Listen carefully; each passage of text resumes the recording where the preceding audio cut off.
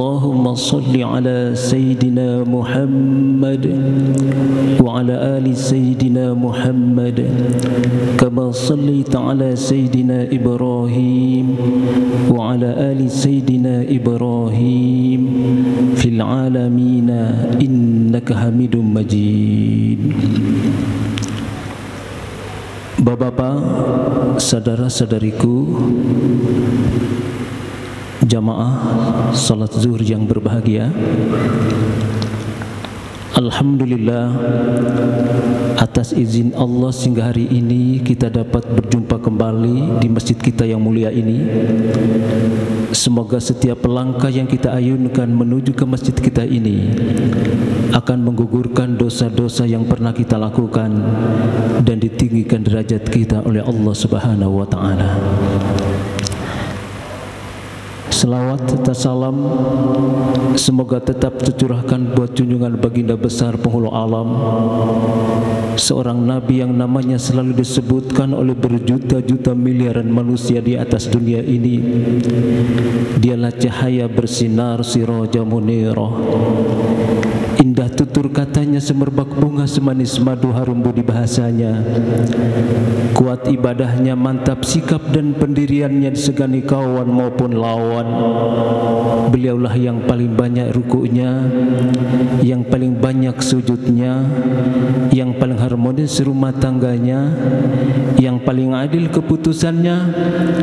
Bahkan sejuta kata sulit untuk melukiskan keindahan akhlaknya, sebab di dalam dadahnya sudah terdapat gelar kemuliaan dari Allah. Beliau akhlaknya laksana samudera yang tidak pernah kering-kering, yang kuburannya hampir setiap hari jutaan manusia di atas dunia ini datang melihat dan menyaksikan kuburannya tanpa terasa. Setetes dua tetes air mata mengurai membasahi pipi, air mata kerinduan ingin berjumpa dengan baginda Rasulullah sallallahu alaihi wasallam. Bapak-bapak, ibu-ibu, hadirin sekalian yang berbahagia, adapun yang menjadi tema sentral pembahasan kita pada hari ini adalah meraih kebahagiaan. Bapak-bapak, ibu-ibu, ingin bahagia apa sukses? Ya, ingin sukses apa bahagia? Ya, bahagia. Ada yang menjawab ingin sukses dan bahagia. Tapi kalau sukses menderita, mau tidak bahagia?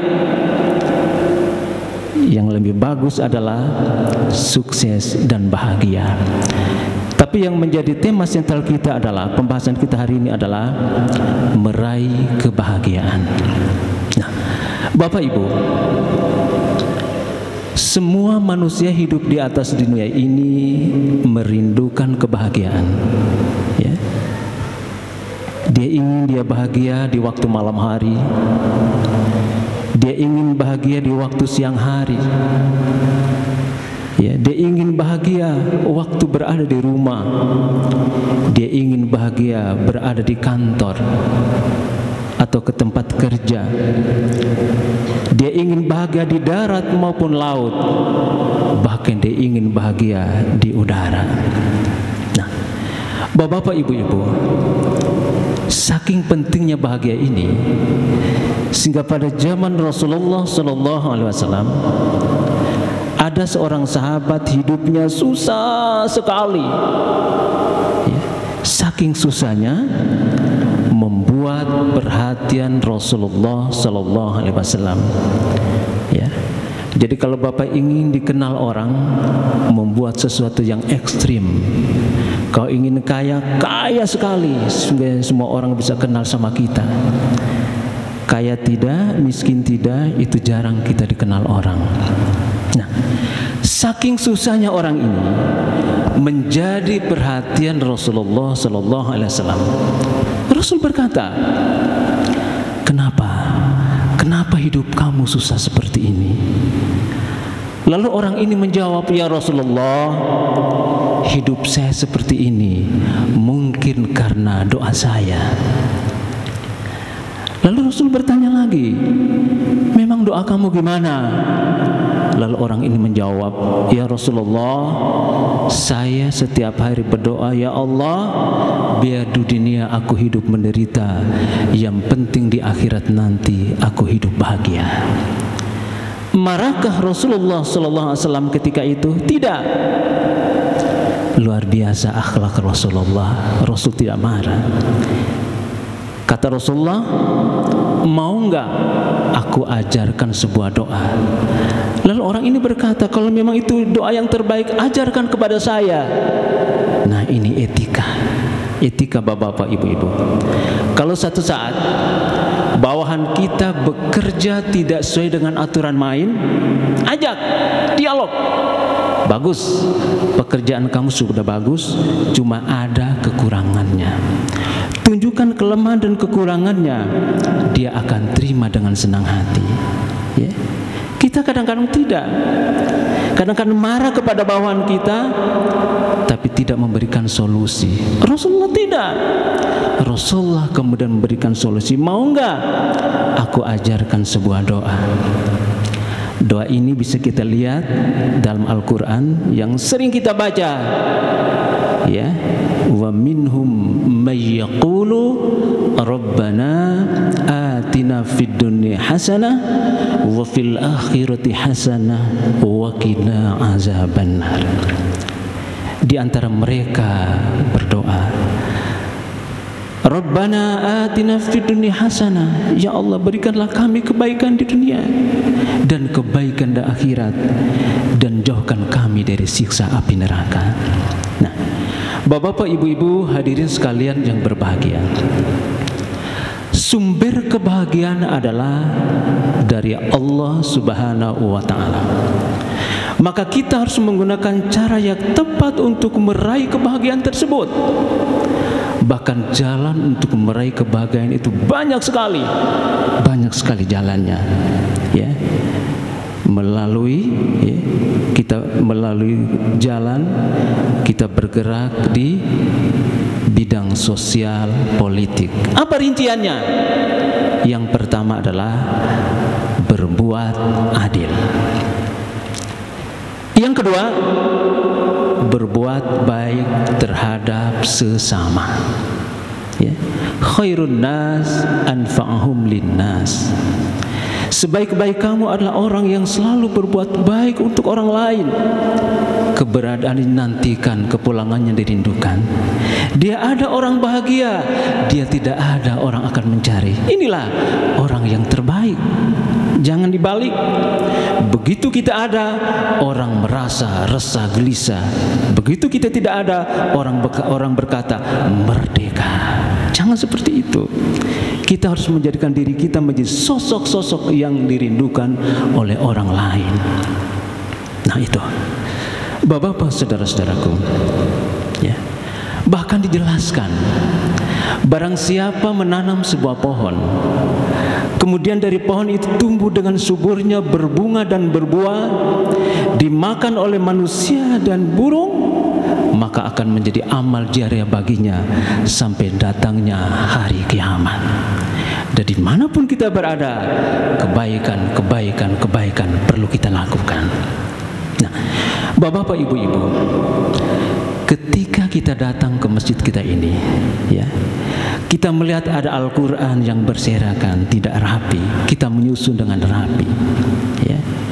Ada yang kotor, kita bersihin. Sendal-sendal ada yang berleta, kita rapikan. Itulah manusia yang terbaik, ya. Itulah manusia yang terbaik yang mencintai masjid. Bahkan bapak-bapak, ibu-ibu, pada zaman Rasulullah SAW, ya, Rasulullah suatu ketika pergi ke masjid. Kemudian Rasul bertanya kepada orang yang menunggu masjid. Kata Rasulullah, yang menunggu masjid ini kemana? Lalu para sahabat berkata, ya Rasulullah, yang mengurus masjid selama ini dia sudah meninggal. Lalu kata Rasulullah, kenapa kalian tidak bercerita kepadaku mana kuburannya? Maka Rasulullah kemudian datang ke kuburannya dan Rasul mendoakan. Lalu apa kata Rasulullah? Wahai para sahabatku, saksikanlah, orang ini awalnya kuburannya gelap, tapi ketika aku mendoakan, kuburannya menjadi terang benderang. Jadi bapak-bapak, saudara-saudaraku, orang yang hatinya selalu pergi ke masjid, ya, ketika dia meninggal di dalam kuburnya, insya Allah kuburannya akan sudah menjadi terang benderang. Kenapa? Karena sudah didoakan oleh baginda Rasulullah Sallallahu Alaihi Wasallam. Nah, bapak-bapak, ibu-ibu, hadirin sekalian yang berbahagia, yang berikutnya adalah berbuat baik dengan fakir miskin dan anak yatim. Sebab harta dalam pandangan Islam adalah suci dan harus berfungsi sosial, digunakan untuk berteman dengan anak yatim dan fakir miskin. Bahkan bapak-bapak, ibu-ibu, hamba-hamba kekasih Allah dalam kehidupan sehari-hari, tangannya selalu pemurah, mau memberi, mau membagi kepada mereka yang berhak menerima. Di hari kiamat nanti, harta akan datang memberikan pembelaan. Apa kata harta? Dulu waktu di dunia aku itu sedikit, tetapi ketika engkau membelanjakan aku di jalan Allah, aku kemudian menjadi banyak. Lalu yang kedua kata harta, dulu waktu di dunia aku itu fana, mudah hancur, tetapi ketika engkau membelanjakan aku di jalan Allah, aku kemudian menjadi abadi. Yang ketiga kata harta, dulu waktu dunia engkaulah yang menjagaku, maka mulai saat ini akulah yang akan melindungi engkau. Itulah bapak-bapak, saudara-saudaraku, orang yang akan di hari kiamat nanti mendapatkan pembelaan dari hartanya. Mudah-mudahan kita semua masuk ke dalam golongan ini, bapak-bapak, ibu-ibu. Bapak-bapak, ibu-ibu, hadirin sekalian yang berbahagia, ya, maka lebih bagus kalau pada saat sholat subuh, ya, bapak datang ke masjid, ada uang 2.000, ada uang 5.000, ada uang 10.000, bahkan ada uang 50.000, masukin ke dalam kantong, masukin ke dalam trompol yang sudah disiapkan oleh panitia. Insya Allah. Kenapa? Karena setiap hari malaikat itu selalu mendoakan kepada orang yang selalu menginfakkan hartanya. Apa kata malaikat? Ya Allah, tambahkanlah, gantilah orang yang telah menginfakkan hartanya hari ini lebih banyak lagi. Maka bapak-bapak, saudara-saudaraku, pagi-pagi begitu datang ke masjid kita ini, jangan lupa infakkan harta kita, masukin ke dalam kotak amal yang sudah disediakan. Nah, bapak-bapak, ibu-ibu, hadirin sekalian yang berbahagia, yang berikutnya adalah mengajak kebaikan dan mencegah kepada kemungkaran. Dan masih banyak ini, saya sengaja pendekin aja.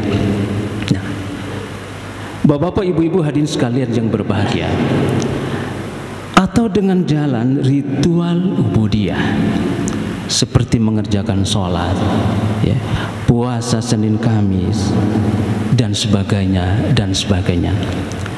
Semua deretan perbuatan yang baik yang telah kami sebutkan di atas merupakan perintah Allah. Apabila kita lakukan dengan istiqomah karena Allah, maka dampak positif yang akan dirasakan oleh pelakunya adalah dia akan merasakan ketenangan, kedamaian. Inilah yang disebut dengan zikir dengan perbuatan. Ya, Allah akan turunkan rasa bahagia ke dalam hatinya. Wadah kolbunya akan semakin terbuka lebar untuk menerima cahaya kebahagiaan yang akan dipancarkan ke dalam dirinya. Itulah sebabnya di dalam Al-Quran Allah Subhanahu wa ta'ala menjelaskan, allazina amanu wa tatma'innu qulubuhum bi zikrillah, ala bi zikrillahi tatma'innul qulub. Yaitu orang-orang yang beriman, hati hati mereka menjadi tentram, adem karena mengingat Allah. Cukup dengan mengingat Allah, hati akan menjadi tentram. Nah, Bapak-bapak, saudara-saudaraku, kekasih Allah yang dirahmati, hamba-hamba kekasih Allah dalam kehidupan sehari-hari dekat dengan Allah, maka dimanapun dia berada, dia merasa dia dijaga dan dilindungi oleh Allah Subhanahu wa Ta'ala. Bahkan ketika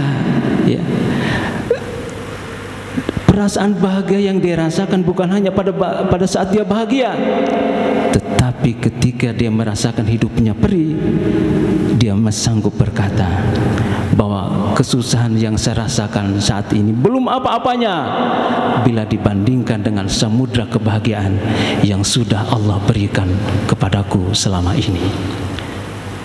Maka bapak-bapak, saudara-saudaraku, kekasih Allah yang dirahmati, walaupun tanpa harta kita tidak bisa berbuat banyak, tapi harta semata-mata bukan jaminan untuk bahagia. Andai kata harta semata-mata jaminan bahagia, maka tidak pernah ada kita merasakan isak tangis di rumah-rumah mewah. Bahkan ada orang yang diberi harta oleh Allah banyak sekali, berlimpah, tapi bingung ngaturnya, ya. Sampai-sampai istrinya dia ceraiin, padahal istrinya sangat mencintainya, ya.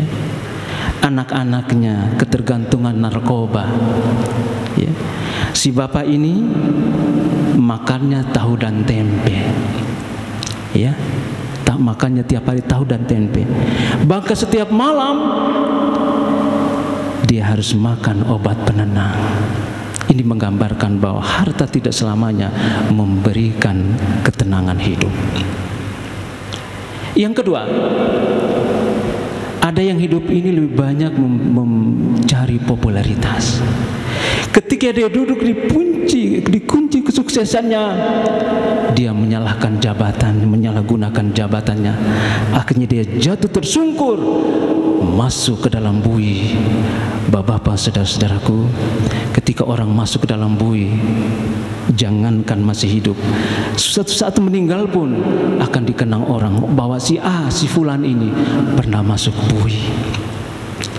Bapak-bapak, saudara-saudaraku, adapun yang mencari ketenaran. Ada sebuah cerita, ya. Ada seorang artis kenamaan Yulia Natasha, artis dari Amerika, ya. Bapaknya adalah direktur utama Bank Sentral Amerika. Istrinya seorang penari balet yang terkenal. Anaknya perempuan satu-satunya, ya. Mereka hidup mewah. Suatu ketika, ya, ibu bapaknya ini mendobrak pintu kamar anaknya ini. Begitu mereka masuk, mereka menemukan anaknya sudah tidak bernyawa lagi. Di sampingnya ada obat penenang, kemudian ada tulisan, "Mama, aku bosan hidup." Kenapa semua ini terjadi? Bukankah mereka memiliki harta yang berlimpah? Ternyata ketenaran tidak selamanya memberikan kebahagiaan. Maka dalam agama kita, kunci kebahagiaan bagi seorang muslim adalah selalu berzikir kepada Allah.